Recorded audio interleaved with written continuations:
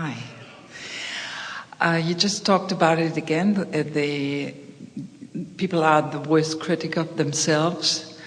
And in the first session, first morning, you talked with Jacques that sometimes people are afraid of food. And somehow this just now melted together. So what I'm aiming for is, how can I really appreciate what I eat before I eat it, while I eat it, and after I ate it? Well, we've been saying to our friends for quite a while that in your stepping into this notion of deliberate creation, deliberate vibration, deliberate gridding, deliberate accomplishing of my point of attraction, deliberate synthesizing of my vibration, deliberate focusing, deliberate state of being, deliberate accomplishing a point of attraction that feels good while I'm doing it and attracts outcomes that I want. We're saying lots of different words, all meaning the same thing. This deliberate accomplishment of my state of being, to which everything in the universe is responding to. To start with something easy, and that isn't it. To start with something easy. Now, just hear us out, because certainly we know you've been at it a long time, and you're not just starting, you've been finding your way on a lot of things. But still, we want to say, as if all of us just started new a day or two ago together, let's start with the easiest of things. And the easiest of things is whatever subject it takes to put you easily in a good feeling place, so that you're practicing that chronic vibration of feeling good until you're pretty good at being there on that high-flying good feeling grid disc more of the time. And then once you've been spinning there because you're in love with the ocean, and you're in love with nature, and you're in love with that person, and you're in love with this granddaughter, and you're in love with this, and you're in love with this, and you're in love with this, and you're in love with this, then once you have stabilized, is the best word we can use, once you have found stability in that vibration, you don't even have to address the subject that has been a former bugaboo. Your chronic vibration will just begin to evoke impulses from you that will allow the response from the universe and the response from your body, the response from anything and everything that you are looking for. Again, this falls in the category of, you've got 10 subjects, 9 of them are out of whack, 1 of them is going really well. Focus on the 1 and the other 9 will come into alignment. You seem to not believe that. You seem to want to take the thing that isn't working and figure it out. And that's not the way. That's not how you get out ahead of things vibrationally. The way you get out ahead of things that aren't working vibrationally and improve them is by focusing upon the things that are already working until you own the vibration of that so substantially that then everything else falls into alignment.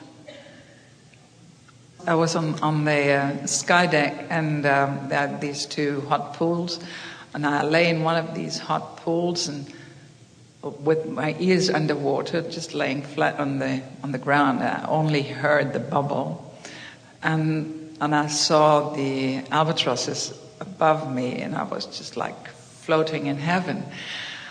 And that's when the idea came to me, wouldn't it be nice to feel like this about food? Every time. So wouldn't it be nice to feel like this about food? Wouldn't it be nice to feel like this about food? Isn't it nice to feel like this? Isn't it nice to feel like this? Isn't it nice to feel like this? Isn't it nice to feel like this? Isn't it nice to feel like this? Isn't it nice to feel like this? Isn't it nice to feel like this? What makes you have to make everything a teaching moment? What makes you have to make work out of something that a minute ago wasn't? Is that making sense to you? You've been working way too hard at all of this because you've been taught that there's no gain without pain and that you really have to pay a price in order to get something. And you also have believed that your action was what it was about. You haven't been owning the understanding that you are a creator of a vibration which allows. You are the creator of a vibration which attracts.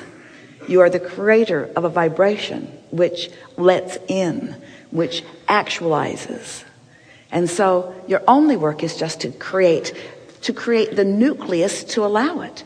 But it is a little more complicated than that in the sense that you sift and sort and you ask, you do. You just don't do it all at once. So would you call that floating up there, feeling so good, watching, Kate calls them mustache birds.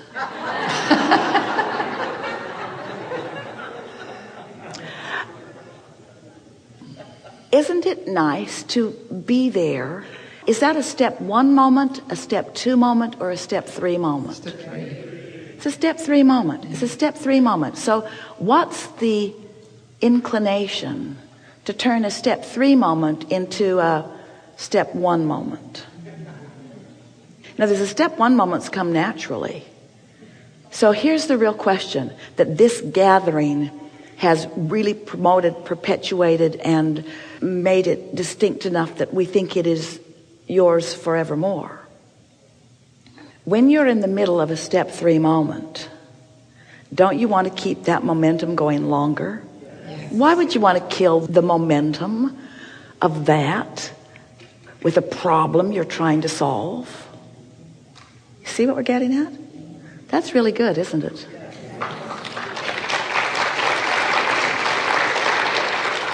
Maybe it's because your children did that to you. They waited till you were really in a good mood before they hit you, with what they really wanted. And so you came from your great mood right down to, maybe that's where it started. Or maybe it's when you were children and the more carefree you felt, the more your parents thought they needed to control you, because after all, you have to be molded into substantial citizens who will carry your own weight. But we promise you, all of that tutoring was from people who were here on their grid. They were not flying high. And we just want you to know, only good can come from you the more you fly high. Only good can come from you. And we think those magnificent birds are just visual demonstrators of that. Watch them. Do you see them struggling? No. Do you see them fighting with each other? No. I just... Yeah, sitting on the wind. I love the way they just stand in the wind. Yeah. It's just completely supported. It? Placing themselves perfectly. Yes. That's what you're doing. You're placing yourselves perfectly. Really yes, good. Thank